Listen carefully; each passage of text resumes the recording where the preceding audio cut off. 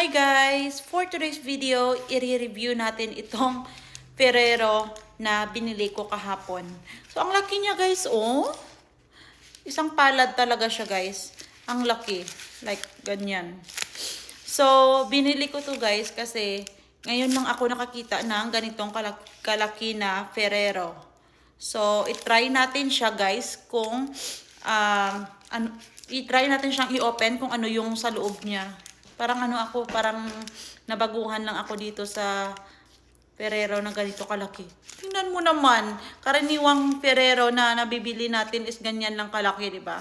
Pero ito ang laki, mga 10 Ferrero ata to. So tara na, i-open na natin siya. Perfect to sa mga gift nyo sa girlfriend nyo or sa wife nyo. Pang himagas. So tara na at i-open na natin ito. Guys, ay may paganito pa siya, oh, ang ganda. Lakas makasosyal. Tapos,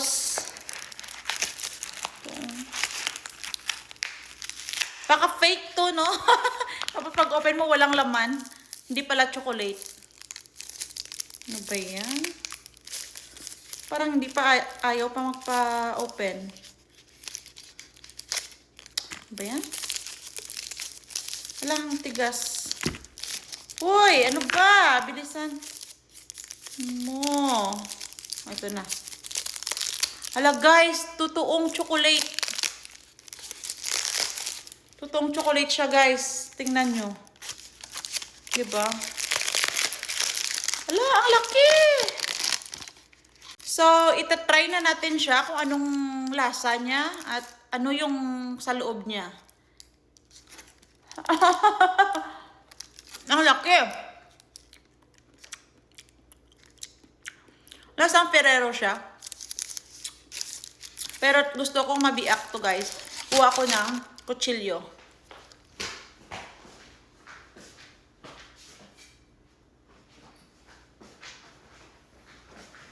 So, meron tayong kutsilyo dito.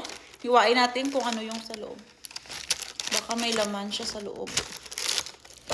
Ay, bilay. Ay, wala siyang laman. Parang bola lang siya, guys. Tingnan nyo, oh. Ito yung Ferrero nila, guys, na sobrang laki. First time ko makakita ng ganito kalaking Ferrero. So, try natin siya kung same lasa.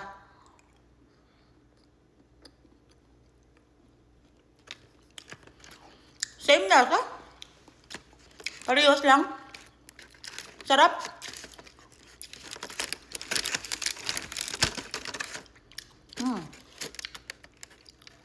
Apa?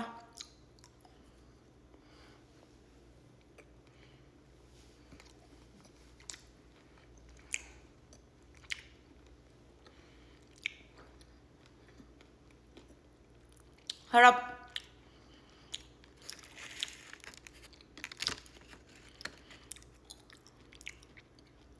So, yung price nito, guys, parang isang box ng Ferrero sa atin pa. Nasa 200 plus yung price nito, guys. So, ayan lang. Sarap ng Ferrero na nireview natin.